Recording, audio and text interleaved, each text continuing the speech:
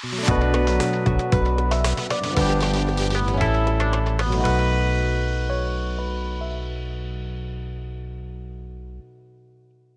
right, let's dive deep into this sleep stuff, huh? You weren't kidding around with this pile, were you? We've got hardcore science, we've got philosophy, even sleep logs. You're serious about getting some good shut-eye. Yeah, I like it. This is how you know you're going to actually learn something, right? It's Yeah. easy to get caught up in those quick fixes, but this is the good stuff. This is about understanding it all. Exactly. It's more than just clocking in enough hours. It's about, like, why some nights are awesome and others are, well, not. And based on what you've gathered here, we're going to get into all of it. I'm talking sleep cycles, weird sleep facts, even how our thoughts mess with our sleep. I'm kind of fascinated, not going to lie. Don't forget the alternative stuff. You've got Ayurveda in there. Shows you're open to different ways of thinking, which is key. But how about we kick things off with a fun fact? Oh, I love a good fun fact. Hit me. So this is from Hello Sleep, and it blew my mind a little. You ready? Waking up a bunch of times during the night. Totally normal. Wait, seriously?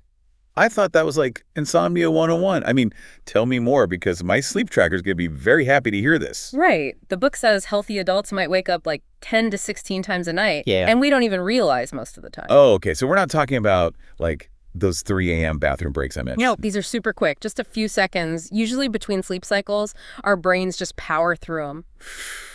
Okay, that's a relief. My sleep tracker's been judging me hard. But seriously, knowing that is huge. Changes how I see those wake-up moments. You got it.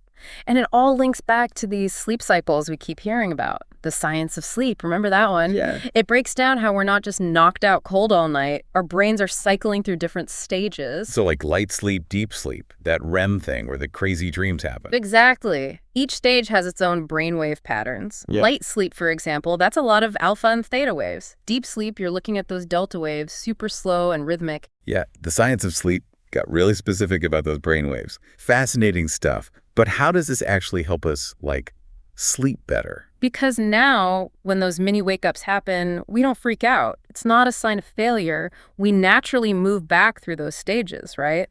Those blips are usually just part of the ride, not a sign you're doing something wrong. Game changer. I'm not going to give those mini wake-ups so much power anymore. No, just powder. Yeah. Right. Okay, so we've got these sleep cycles figured out. It's normal to wake up a bit. Now I'm going to ask you about something else that's been bugging me. It's like that whole I'm a night owl, it's genetic thing, you know. People say it all the time. Is it really that simple?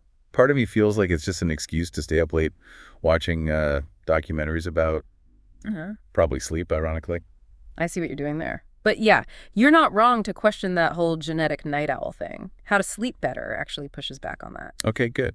It always felt a little too easy, you know. So like, what's the real story then? Why do I love the late night hours so much? What's the deal? Well, our genes definitely play a role in our natural chronotypes, right? Whether we're morning people, night owls, or somewhere in between. But, and this is where it gets interesting, the book suggests that when we're constantly staying up late, especially if it's messing with our day and leaving us exhausted, it might be a sign of something else going on. Like our body's trying to tell us something's off.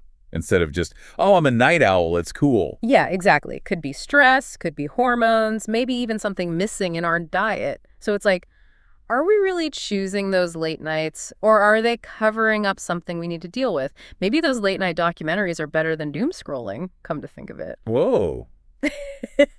Never thought about it that way. Yeah. Good reminder to pay attention to those patterns, huh? Not just write them off as, that's just me. Which, speaking of questioning things, sleeping like a baby really made me rethink all that sleep training stuff. Yeah, it goes against a lot of the common advice out there, for sure. Like, they compare modern sleep training to what we know about evolution, even how other cultures do it. Pretty interesting. They talk about how in some cultures, co-sleeping and breastfeeding to sleep are totally normal, not something you got to fix. Right. And that hit home for me because, man, I remember feeling so much pressure to get my little ones sleeping through the night in their own crib, even when it felt like, I don't know, we were both fighting against nature or something. And that actually ties into something that comes up in a few of these, like in Hello Sleep and Raising Sound Sleepers too. Yeah. It's all about the power of our subconscious when it comes to sleep. They both talk about how, like, our thoughts, even how we feel about sleep itself, can really impact how well we sleep. Okay. Yeah, so that's definitely true for me. When I get in my head about it, you know, like, I'm never going to fall asleep and I'm going to be a zombie tomorrow. Yeah. It's like a guarantee I'll be up all night. It's a vicious cycle, right? Because the more we stress about not sleeping, the more our bodies go into that fight or flight mode. Makes it physically harder to relax and actually drift off. I actually noticed a pattern in your sleep logs, by the way.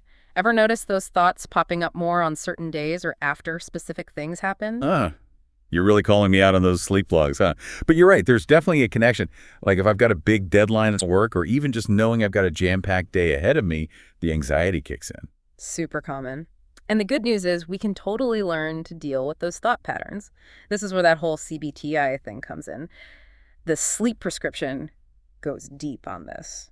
Okay, so we're not talking about counting sheep here. What is CBTI exactly? So it's this type of therapy, but it's all about finding and then changing those negative thoughts and behaviors that are messing with our sleep. It's like you learn how to challenge those thoughts, how to really relax your mind and body before bed, and basically how to have a healthier relationship with sleep overall. So like retraining your brain to think about sleep in a good way. Yeah. Not a scary monster under the bed kind of way. That's wild. But, okay, let's get practical. What about tips, tricks, maybe even some sleep hacks? The actionable stuff. Hit me with it. Lay it on me. What practical tips really grabbed you from all this? Well, almost every single book mentioned the environment, like how important it is to get that right. Sleep care, for instance. They're big on darkness and temperature. Right. The classic sleep hygiene stuff. It's funny how those basics get forgotten sometimes. Easy to do, but they make a difference. Darkness tells our brain, hey, it's melatonin time, that hormone that sets our sleep-wake cycle. And the cool room, around 65 degrees, mimics that natural temp drop our bodies do anyway, so we sleep deeper. Makes sense why I'm out cold in winter then. Give me all the blankets when it's chilly. Blackout curtains, thermostat. Okay, I'm on it. Anything else along those lines? Oh, yeah. The sleep solution had strong words about light, specifically the blue light from our devices, phones and all that.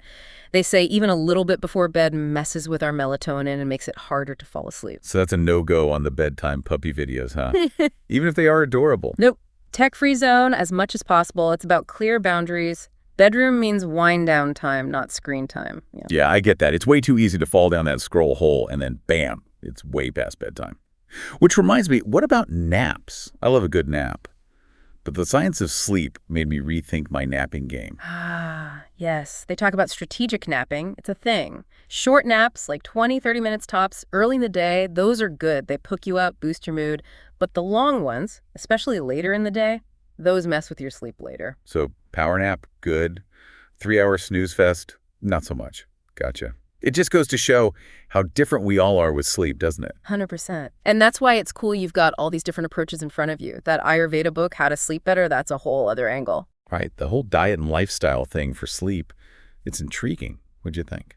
Fascinating. Ayurveda is all about balance. You've got these doshas, which are like your unique mind-body energies, and you can use food, routine, even how you sleep to balance them out. Like having a grounding dinner a few hours before bed, avoiding anything too spicy or astringent close to bedtime, and then they even suggest things like a warm oil massage before you hit the hay. Okay, the warm oil massage. Sign me up. But, I got to be real for a sec. Some people listening have probably tried everything and they're still struggling. Insomnia is rough.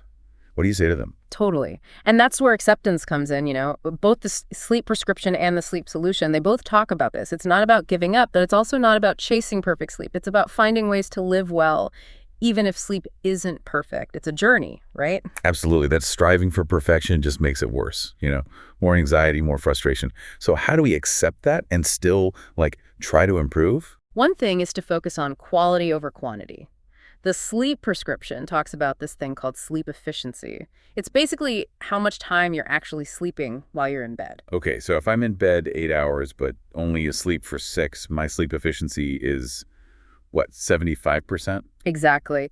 And while, shooting for 8 hours is a good starting point, focusing on improving that percentage, even if you don't hit 8, can feel way more doable, especially if insomnia is in the picture. I can see that. Makes it feel less impossible. We've covered so much ground here. Cycles, myths, the power of our minds, tips, tricks, even acceptance. But there was this one part in Troubled Sleep that really stuck with me. It talked about how even with all the sciencey stuff, we still don't get sleep entirely. It is kind of wild, right? It's a third of our lives, and yet it's still this big mystery. Right. And the book suggested that maybe instead of trying to fix sleep all the time, Maybe it's an opportunity to learn about ourselves. I like that. Sleep as self-discovery. Our dreams, our struggles to sleep, what each of us needs. It can tell us so much about who we are, what's stressing us out, what we want, even our deepest fears. Whoa. Okay, yeah, that's powerful stuff.